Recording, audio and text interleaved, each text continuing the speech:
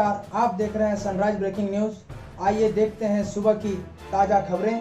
झारखंड के पूर्व मुख्यमंत्री रघुवर दास ने कहा है कि जेएमएम सरकार ने विद्वेष की राजनीति शुरू कर दी है। 2016 के राज्यसभा चुनाव हॉर्स ट्रेडिंग मामले में पीसी एक्ट के तहत मामला चलाए जाने पर उन्होंने यह बात कही। रघुवर दास ने कहा कि झारखंड सरकार पिछले 6 साल पुराने राज्यसभा चुनाव 2016 मामले की नई धाराएं जोड़कर मुझे भी इसमें शामिल करने का प्रयास कर रही है। अगर ऐसा है तो मैं इस निर्णय का स्वागत करता हूँ। पिछले लगभग 4 साल से मामले की जांच चल रही है, लेकिन मामले में अभी कुछ भी नहीं मिल पाया, तो मामले को जीवित रखने के लिए सरकार के इशारे पर कुछ काबिल अधिकारियों ने इसमें नई धाराएं जोड़ने का प्रयास शुरू किया है। रघुवर दास ने कहा कि झारखंड में पहली बार विद्वेष और बदले की राजनीति की शुरुआत हो रही है, लेकिन किसी को यह भूलना नहीं चाहिए कि यहाँ कुछ भी शाश्वत नहीं है। दरअसल यह 2024 की तैयारी है। मुख्यमंत्री जी चुनाव तक यह मामला खींचना चाहते हैं। जो अधिकारी यह सोच रहे हैं कि अभी गंदगी फैला लेंगे और 2024 तक रिटायरमेंट के बाद आराम की जिंदगी बसर करेंगे, तो यह उनकी भूल है। सभी की जिम्मेदारी तय की जाएगी। गलत करने वाले कभी भी बचने की उम्मीद छोड़ दें।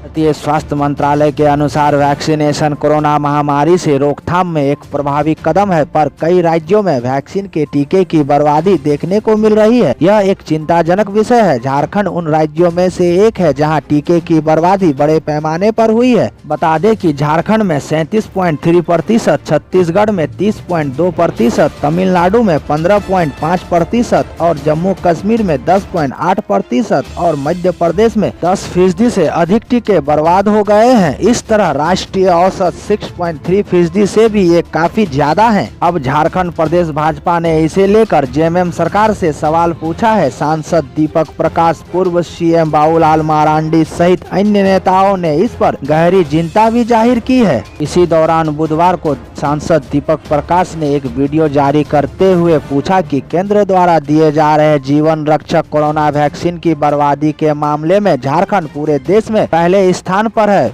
मगर बात पर केंद्र पर हेमंत सरकार दोषारोपण की राजनीति करती रही है। सीएम जनता को बताए कि मिसमैनेजमेंट के कारण 37.3% वैक्सीन की बर्बादी का जिम्मेदार कौन है। वहीं दूसरी तरफ इस संबंध में स्वास्थ्य मंत्री बन्ना गुप्ता ने राज्य में वैक्सीन की बर्बादी के विषय पर कहा कि आंकड़ों के बाजीगरी और फर्जी आंकड़े जारी करने का मकसद अब ठीक नहीं है। फर्जी आंकड़ों के साथ पूरे देश को गुमराह किया जा रहा है। ट्विटर पर भी उन्होंने अपनी भड़ास उतारते हुए पीएम नरेंद्र मोदी को बताया कि झारखंड में मात्र 4% से कुछ ही अधिक वैक्सीन बर्बाद हुए हैं।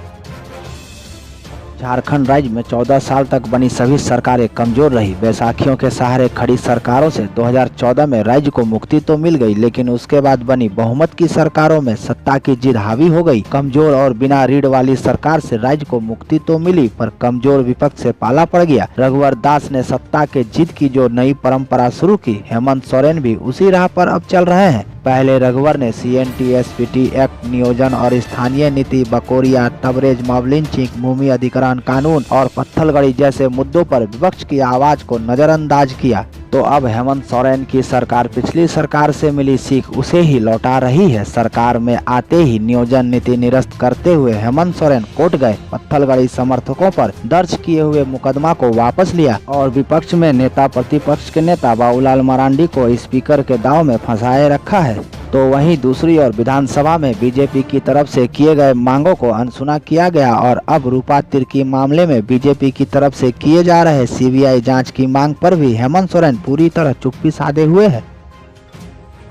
झारखंड के स्वास्थ्य मंत्री के खिलाफ विवादित बयान देने वाले आदित्यपुर के डॉक्टर OP आनंद की गिरफ्तारी के बाद भी मामला शांत नहीं हुआ है। राज्य के पूर्व मंत्री और जमशेदपुर के विधायक सरयू राय ने लगातार इस मामले को लेकर मुखर हैं। इधर सरयू राय इस पूरी कार्रवाई पर पहले ही सवाल उठा चुके हैं और इस मुद्दे का हल निकाले जाने की मांग कर चुके हैं। इस बीच उन्होंने मुख्यमंत्री हेमंत सोरेन को एक पत्र लिखा है, जिसमें इस पूरे प्रकरण पर गंभीर सवाल उठाए गए। इस पत्र पत्र में डॉक्टर ओपी आनंद के उस आवेदन का भी जिक्र है जिसमें ओपी आनंद ने वर्यम मार्डी के जरिए स्वास्थ्य मंत्री बन्ना गुप्ता के द्वारा उनसे 1.5 करोड़ रुपए मांगे जाने की बात कही है। अस्पताल बंद कराने की धमकी देने संबंधित जानकारी RIT थाने में भी दी गई है। बता दें कि डॉक्टर ओपी आनंद ने स्वास्थ्य मंत्री पर लगाए इन बेहद गंभीर आरोपों की शिकायत मेल के माध्यम से की थी। आवेदन में कहा गया है कि दिनांक 15 मई को वर्यम मार्डी खुद को जिले का सिविल सर्जन बताते हुए उनके अस्पताल में 3-4 लोगों के साथ जबरदस्ती घुस आए और बोलने लगे कि मैं बन्ना गुप्ता का खास आदमी हूं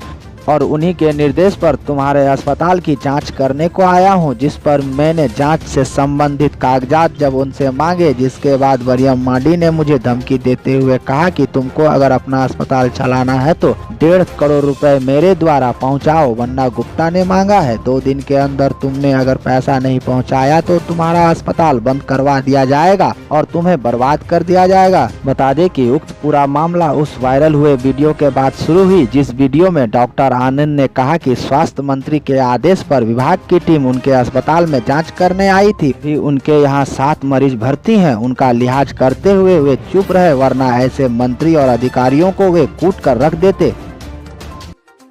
देश में कोरोना महामारी की दूसरी लहर कहर बरपा रहा है। वहीं बिहार में हर दिन बड़ी संख्या में कोरोना संक्रमित मरीज मिल रहे हैं। राज्य में हर दिन 100 से अधिक कोरोना मरीज की मौत हो रही है, लेकिन टीकाकरण में बिहार ने बेहतर काम करके दिखाया है। जानकारी के अनुसार 18+ के वैक्सीनेशन में बिहार अब पहले स्थान पर पहुंच गया है। बता दें कि कोरोना संक्रमण को कम करने के लिए बिहार सरकार लगातार प्रयास कर रही है। इसके परिणाम बिहार में देखने को मिल रहा है। कोरोना वैक्सीनेशन को लेकर रिपोर्ट जारी की गई। रिपोर्ट के अनुसार बिहार 18 से 44 के आयु वर्ग में वैक्सीनेशन की रफ्तार देश में सबसे अधिक है। बिहार ने वैक्सीनेशन में राजस्थान को भी पीछे छोड़ दिया है। राजस्थान फिलहाल दूसरे पायदान पर पहुंच गया है। राजस्थान में अब तक 18 से 44 साल के 14,57,619 लोगों ने वैक्सीन ले ली है। वहीं तीसरे स्थान पर उत्तर प्रदेश है। यहाँ अब तक 18+ के 13,60,960 लोगों का वैक्सीनेशन हो चुका है।